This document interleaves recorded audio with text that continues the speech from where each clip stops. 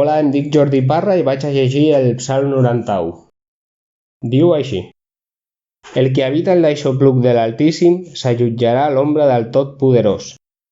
Diré a Yahvé: Tu ets el meu refugi i la meva fortalesa, el meu Déu en qui confio, perquè ell t'alliberarà de la trampa de l'ocellaire, de la pesta destructiva.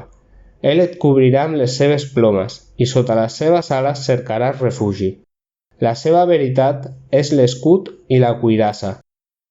No tindràs por del terror de la nit, ni de la sageta que vola de dia, de la pestilència que camina en la tenebra, ni de la destrucció que destrueix al migdia. 1000 cauran al teu costat, i 10.000 a la teva dreta, però no s'atansarà a tu.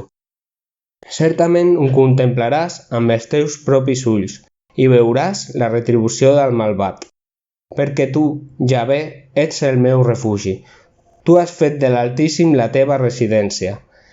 El mal no et trobarà i la plaga no s'atansarà a la teva tenda, perquè ell, als seus àngels, donarà ordre concernent a tu de guardar-te en tots els teus camins. Et portaran sobre les mans, a fi que el teu peu no s'ensopegui en cap pedra. Sobre el lleó i l'àspid trepitjaràs, aixafaràs el lleó jove i el dragó. Perquè ha posat el seu amor en mi, jo l'alliberaré, el posaré a dalt, perquè coneix el meu nom.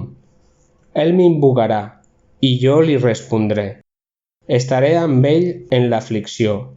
Jo el rescataré i l'honoraré. Amb infinitat de dies el satisfaré i contemplarà la meva salvació.